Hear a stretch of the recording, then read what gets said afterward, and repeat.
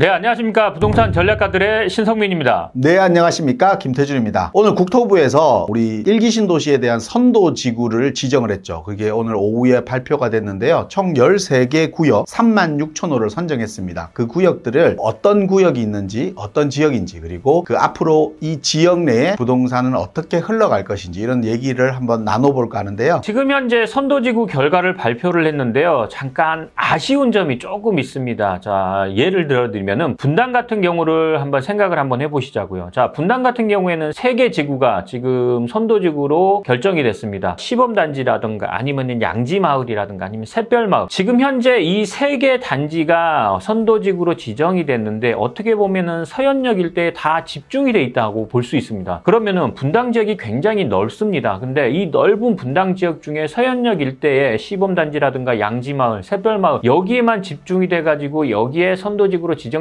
나머지 구역들, 나머지 지역들 같은 경우에는 후발주자로서 재건축이 그만큼 좀 늦어지지 않을까 싶고 지역적으로 조금 균형 있게 발전이 돼야 되는데 한 곳에 집중이 된 경향이 있다. 이렇게 말씀을 드리고 싶습니다. 네, 그렇죠. 저도 좀 아쉬운 부분이 그건 것 같아요. 신 대표님이 그전 영상에서도 말씀하셨지만 특히 분당 같은 경우는 이 선도지구로 지정되면서 부동산의 가격이 좀 많이 차이가 날 거라고 생각이 드는데요. 정자동이라든지 또 미금역 일대라든지 이런 역 주변 지역으로 하나씩 선도지역이 지정이 됐다라고 하면 그 주변 지역으로도 파급력이 커질 텐데 너무 서현역으로 집중되어 있는 거 아닌가, 이런 좀 아쉬운 점이 좀 포함되어 있다, 저는 그렇게 생각이 듭니다. 일례지만 정치적으로 조금 이런 부분이 섞여 있지 않을까, 저는 그런 생각도 듭니다. 어찌됐든 뉴스에서도 나오겠지만 이재명 민주당 대표 주변 지역의 아파트 단지들이 많이 선정이 되다 보니까 정치적인 색깔도 좀 들어가지 않았을까 라고 개인적인 생각입니다. 이거를 너무 염두에 두지 않으셨으면 좋겠습니다. 이 부분은. 아마 뉴스에서도 이재명 아파트가 호가가 지금 많이 올랐다 이런 얘기들을 하고 있습니다. 그만큼 그런 부분들이 좀 정치적으로 색깔과 뉴스에 가십거리로 이렇게 많이들 나오는 것 같습니다. 하지만 결과론적으로 보더라도 너무 한 곳으로 좀 치우쳐 있는 아쉬운 점, 그러면 정자역이라든지 미금역 일대는 너무 후발주로서 신 대표님이 말씀하신 것처럼 조금은 차이가 나지 않나. 그러면 아마 이 선도지구가 아니라 통합 재건축이라 개별적으로 대지 지분이 좀 큰 지역 같은 경우는 개별적으로 또 충분히 진행할 수 있거든요. 그러면 이런 부분까지도 감안한다라고 하면 조금은 안분해서 좀 했으면 어떤가, 이런 생각이 좀 드는 아쉬운 발표 아닌가, 이런 생각이 좀 드네요. 자, 지금부터 그러면은 선도지구는 어떤 지구들이 선정이 되는지 하나씩 살펴보도록 하겠습니다. 첫 번째로 분당입니다. 지금 분당 지역 같은 경우에는 3개 지역이 선정이 됐는데요. 시범단지 우성이라든가 현대, 그리고 양지마을 6개 단지, 그리고 샛별마을 5개 단지라고 할 수 있습니다. 이렇게 3개 지구로 총 11,000세대 정도가 공급이 된다, 이렇게 보시면 될 것 같고, 자, 두 번째로 일산 지역은 우리 김 대표님이 한번 말씀해 주시죠. 네, 일산 지역은 총 3개 구역이 지정됐는데요. 백석마을 1단지 주변 지역과 후곡마을, 그리고 강촌마을, 이렇게 3군데가 지정이 됐습니다. 총 9,000호 정도가 지정이 됐는데요. 아마 지금 분당 다음으로 많이 지정된 게 일산 지역입니다. 하지만 일산 지역 같은 경우는 3호선 라인의 문천마을이라든지 이런 3호선 라인 쪽으로도 좀 집중해서 좀 선정이 됐으면 하는데 이런 아쉬운 점이 있는 지역이 좀 일산이 아닌가. 하여튼 일산 지역은 이렇게 3개 구역에 총 9,000호가 지정이 되었습니다. 그 다음으로 된 지역이 평촌이라고 할 수 있는데요. 평촌 지역도 3개 구역으로 지정됐는데 꿈마을, 금호아파트 주변 지역과 샘마을, 그리고 꿈마을 우성아파트 주변 지역에서 총 5,400세대, 그러니까 6,000호가 좀 안 되죠. 5,400세대 정도가 지정이 됐습니다. 평촌 같은 경우도 마찬가지입니다. 평촌 지역도 이 범계역 주변 지역의 목련마을이라든지 이런 지역들도 통합 재건축을 신청을 했었는데요. 이런 지역들도 조금 아쉬운 점이 좀 남는 평촌 지역이 아닌가, 이런 생각이 듭니다. 그리고 나머지 또 중동과 삼본이 있는데요. 신 대표님이 중동, 삼본 나머지 좀 설명해 주시죠. 네, 지금 현재 중동 지역에서는 2개의 지구가 선정이 됐는데요. 삼익 아파트 등 총 4개 단지가 아파트가 통합 재건축을 신청해서 선도지구로 지정이 됐고요. 두 번째로는 대우 동부 등 여기도 4개 단지가 지금 현재 통합 재건축으로 지정이 됐습니다. 현재 2개의 구역으로 나눠가지고 총 5,957호, 약 6,000세대 정도가 선도지구로 지정이 됐는데요. 마찬가지로 중동 같은 경우에는 신청한 지구에 비해서 6,000가구 정도가 공급이 되기 때문에 중동 같은 경우에는 조금 많이 선정이 된 케이스가 아닌가 싶습니다. 그리고 3번 같은 경우에도 총 2개 구역으로 나눠가지고 지정이 됐는데요. 자이 백합 아파트 등 통합해서 3개 단지, 한양 백두 아파트 등 해가지고 3개 단지 이렇게 해서 총 2개 지구로 나눠가지고 4,620세대가 선도지구로 지정이 됐다고 보시면 될 것 같습니다. 결국 총 13개 구역 35,897세대가 지금 총 공급되는 선도지구로 지정이 됐는데요. 조금 앞선에서 말씀드린 것처럼 우리가 선정되고 나서 결과론적으로 보니까 부동산적으로 좀 아쉬운 점이 있지 않나. 분당 같은 경우는 좀 더 너무 한쪽으로 치우쳐져 있는 점이라든지, 일산 같은 경우는 3호선 라인에 좀 부족한 부분이라든지, 그리고 우리가 5개 1기 신도시 중에 평촌이 분당 다음으로 지가가 가장 높은 지역이죠. 네. 근데 평촌 지역이 공급수가 총 5개 중에 4등이라는 거. 지금 중동보다 공급수가 좀 적다는 거, 이런 아쉬운 점들이 좀 있지 않나, 이런 생각이 좀 듭니다. 우리 김 대표님이 얘기한 것처럼 일산이라든가 평촌 같은 경우에는 분당 다음으로 사람들이 많이 주목하고 있는 단지들인데, 김 대표님이 얘기한 것처럼 일산에서 중심 지역이라고 할 수 있는 3호선 라인에서는 조금 선정이 안 됐고, 그 다음에 평촌 지역도 마찬가지로 학군으로 유명한 이 번개역 주변이라든가 학원가 근처의 아파트 단지들이 선정이 된 게 아니라 상대적으로 평촌 쪽에서 조금 외곽이라고 할 수 있는 그런 지역의 지구들이 선정이 됐다는 거에서는 조금 아쉽지 않나 싶습니다. 그럼 우리가 이 선정된 지역을 좀 구체적으로 보면서, 지역적으로 한번 보면서 들어가면 좋을 것 같은데요. 특히 이제 우리가 가장 관심 있는 지역이 분당 아니겠습니까? 그렇죠. 분당 같은 경우를 한번 구체적으로 보면서 좀 얘기를 나눠보려고 합니다. 저 분당 같은 경우는 첫 번째 지정된 시범단지 우성아파트와 시범현대 2개를 통합해서 재건축을 진행하는 거죠. 네, 그렇죠. 근데 소규모 단지가 하나 더 있긴 한데 그거는 번외로 치고 이제 2개 단지만 설명을 좀 해주시는 게 낫지 않을까요? 네, 지금 2개 단지의 좀 아쉬운 점은 우리가 서현역 입구 초입 부분에 있는 시범단지 한양이라든지 삼성 한신 같은 경우는 지정이 안 됐어요, 이번에. 그렇죠. 그래서 뒤쪽 부분은 됐는데 앞쪽이 안 됐기 때문에 이 앞쪽 주민들 입장에서는 또 어떻게 좀 움직일까, 이것도 좀 앞으로 부동산 시장에서 좀 영향이 크지 않을까, 이런 생각이 좀 듭니다. 예, 그리고 여기 2개 시범단지 같은 경우에는 통합 재건축을 하는데 뜬금없이 장안타운 3차 건영아파트가 들어가 있어요. 그래서 이거는 왜 들어가 있는지는 저는 약간은 미지수이긴 합니다. 근데 지금 현재 시범단지 우성하고 현대하고도 많이 동떨어져 있는 단지가 같이 지정이 됐다는 게 조금 어떻게 보면은 이거를 뭐라고 판단을 해야 될지 모르겠습니다. 이 부분은. 네, 그렇죠. 그게 한 144세대 정도 되니까 그렇죠. 따로 그 지역만 이렇게 같이 통합해서 하는 것 같은데요.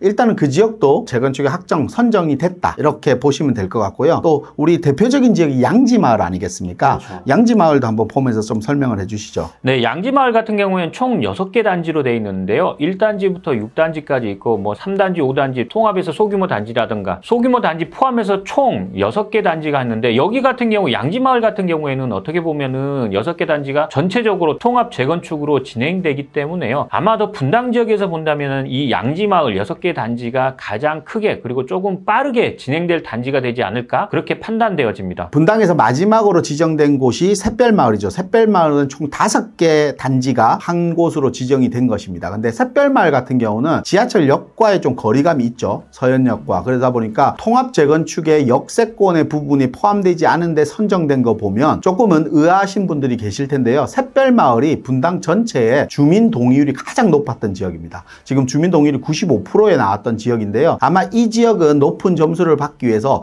여러 가지들 기부 체납이라든지 여러 가지 부분들을 좀 제안서를 낸 거로 알고 있거든요. 그래서 이번에 아마 선정된 거로 알고 있습니다. 근데 여기서 좀 특이한 점도 있다면서요? 네, 그렇습니다. 지금 현재 여기 샛별마을 같은 경우에는 4개 단지가 어떻게 보면 하나의 그룹을 이루고 있고, 길을 건너가지고 샛별마을이긴 하지만 현대빌라라고 합니다. 이 현대빌라 자체가 조금 더 소규모로 이렇게 지정이 돼서 총 5개 단지가 지정이 되어 있는데, 이 현대빌라 같은 경우에는 어떤 식으로 통합 재건축이 될지는 한번 지켜봐야 될 것 같습니다. 아무래도 도로를 끼고 이렇게 단지가 나눠져 있기 때문에요. 앞에 4개 단지 같은 경우에는 통합으로 재건축을 한다 하더라도 하나의 그룹을 잘 이루겠지만, 이 현대빌라 같은 경우에는 단독으로 떨어져 있고, 그리고 그리고 도로를 끼고 있기 때문에 이 부분도 어떤 식으로 진행이 될지는 한번 지켜봐야 될 상황이지 않나 싶습니다. 자, 어찌됐든 분당 지역의 3개 지역에 대해서 알아봤고요. 분당 지역뿐만 아니라 다른 지역도 마찬가지겠지만 지금 현재 단지가 여러 개 통합해서 단지가 진행되다 보니까 대지 지분이 다 다를 거고 아니면은 뭐 용적률이라든가 이런 부분이 다 다르기 때문에 이런 부분들을 어떻게 조율을 하고 어떻게 협의를 하고 양보를 해서 빠르게 진행되는 것이 앞으로 사업이 빠르게 진행되는 데 있어서는 가장 큰 관건이지 않나 싶습니다. 다음으로는 일산 지역을 한번 볼까요? 네, 그럼 일산 지역 같은 경우, 그러니까 우리가 5개 지역 중에 가장 많이 선도지구로 지정된 지역이 분당과 일산 지역인데요. 두 군데 지역을 집중적으로 한번 보려고 하는데, 일산 지역 하면 후곡마을. 이 후곡마을은 뭐 학군, 교육열이 가장 좋은 지역이다 보니까 후곡마을 같은 경우는 초반부터 예측이 가능했던 지역이었을 겁니다. 이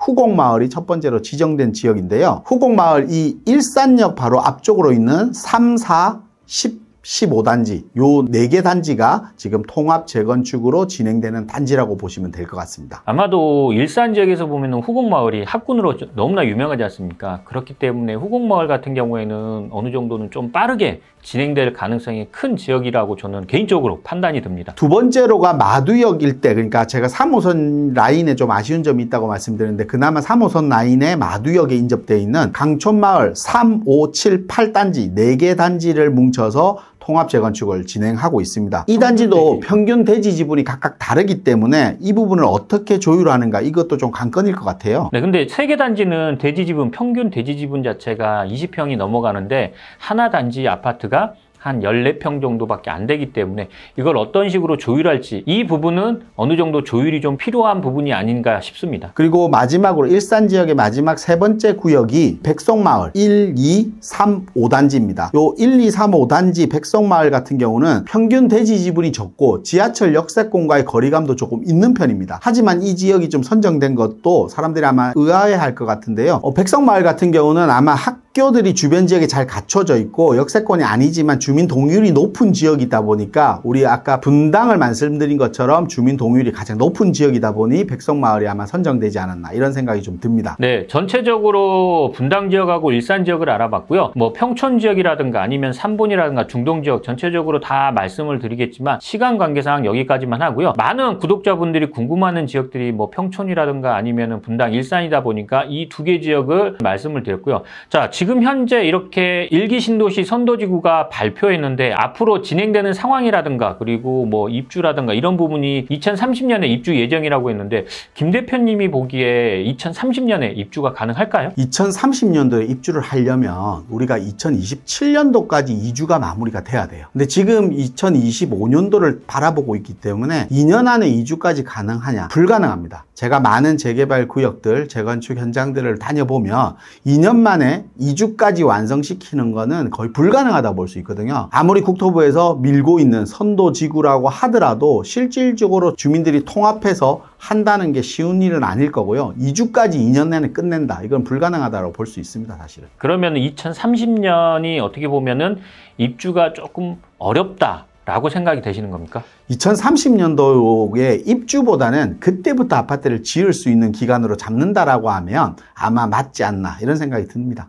그러면 입주가 거의 한 33년 이 정도가 입주가 될 텐데, 지금 현재 선도지구로 발표했고 정부에서, 국토부에서 얘기하는 건 2027년도에 착공에 들어가고 30년도에 입주 예정이라고 했는데, 우리 김 대표님이 얘기한 것처럼 이제는 25년도를 바라보고 있는데 2년 안에 모든 뭐 관리처분인가까지 다 떨어지고 이주하고 철거까지 다 끝나야지 2027년도에 어떻게 보면 착공에 들어가는데, 이 부분은 저도 김 대표님 말에 동의합니다. 착공까지는 좀 어렵지 않나. 만약에 착공에 들어간다 하더라도 1, 2년 정도는 더 늦어지지 않을까. 그래서 아마도 입주는 2030년이 아닌 2032년도나 2033년 정도가 아마도 입주 예정이지 않을까 싶습니다. 근데 이제 문제점도 하나 더 있을 것 같아요, 제가 봤을 때는. 자, 1기 신도시 선도지구 결과가 36,000세대가 이렇게 공급을 한다고 했지 않습니까? 그러면은 지금 현재 선도지구로 지정된 지역들이 있을 거고 선도지구에서 탈락한 지역들이 있습니다. 아까 김 대표님이 말씀하신 것처럼 대지 지분이 넓은 지역들 또는 역 주변에 위치한 입지가 좋은 단지들 같은 경우에는 선도지구에서 탈락하다 보니까 자체적인 재건축에 들어가지 않을까요? 네, 저희 생각도 그렇습니다. 실질적으로 탈락한 지역들, 그러니까 내년도, 지금 선도지구가 아니라 내년도부터는 공모 없이 이제 주민 제한 방식으로 우리가 받기 때문에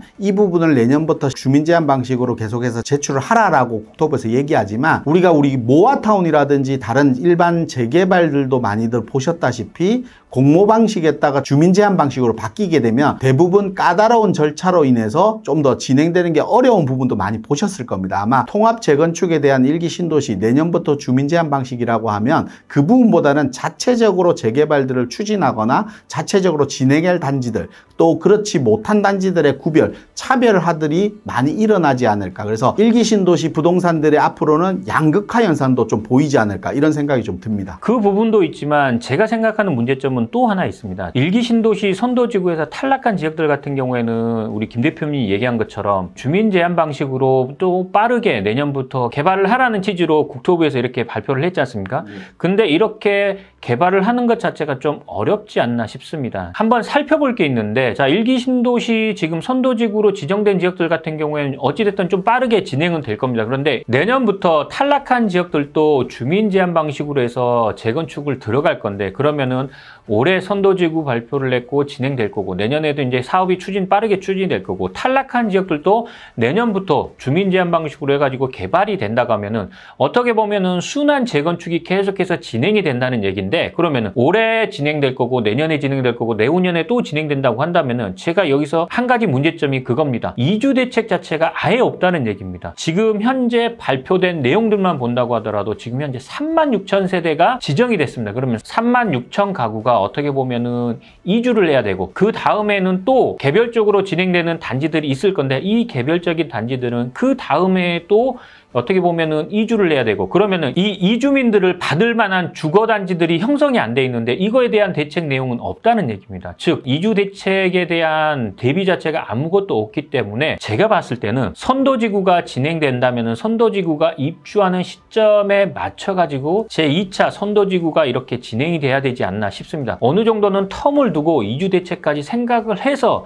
추가적으로 순환 재건축을 진행해야 되지 않나 싶습니다. 네, 그렇죠. 신 대표님 말씀처럼 이게 선도지구라는 것을 어느 정도 과정들을 보고 그 다음 2차 선도지구가 지정되고 또 어느 정도의 과정에 따라서 3차 선도지구가 지정되고 이런 방식으로 가야 될 건데 일단 선도지구로 지정을 하고 내년부터는 바로 주민제한시로 변경해버리고 이런 부분들은 정책적으로 부동산 시장도 좀 흐트러지는 시장이 아닌가 이런 생각이 들고 실질적으로 분당 같은 경우는 우리 리모델링 시범단지라고 해서 선정을 했던 예전에 한 적도 있습니다. 하지만 제대로 추진이 됐나요? 실질적으로는 아닙니다. 그것처럼 선도지구도 선정은 됐지만 앞으로 과정들도 많이 남아있기 때문에 이 과정들을 어떻게 헤쳐나가고 어떻게 풀어나가고 어떤 속도감을 붙이는가에 따라서 또 다른 지역의 영향도 크게 미치기 때문에 이런 부분들을 좀 잘 마무리하고 잘 추진했으면 좋겠습니다. 사실은. 어찌됐든 오늘 국토부에서 일기 신도시 선도지구 결과를 발표를 했는데 총 13개 구역 36,000 가구가 선도지구로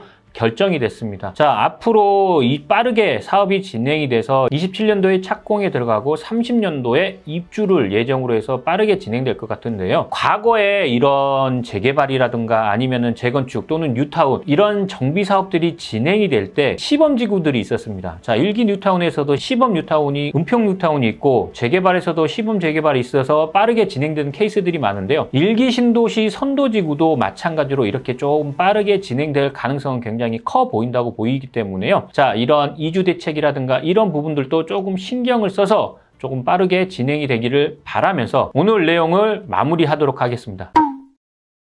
네, 오늘 이 시간 통해서 우리 일기 신도시 선도지구에 대해서 얘기를 많이 했는데요. 그 전부터 선도지구 관심들이 많았을 겁니다. 일기 신도시 관심이 많았는데 이제 어떤 지역이 어떻게 공급된다는 게 이제 나왔으니까요. 앞으로 과정들도 지켜보면서 그 과정에 따라서 저희들도 발빠르게 움직여서 다음 영상들을 좀 올려보도록 하겠습니다. 다음 영상에서도 좀 더 좋은 영상으로 인사드리겠고요. 추운 날씨 건강 유의하시기 바라겠습니다. 오늘 영상이 좋으셨다면 좋아요, 구독하기 꼭 눌러주시고요. 다음 영상에서도 좋은 모습으로 인사드리도록 하겠습니다. 감사합니다.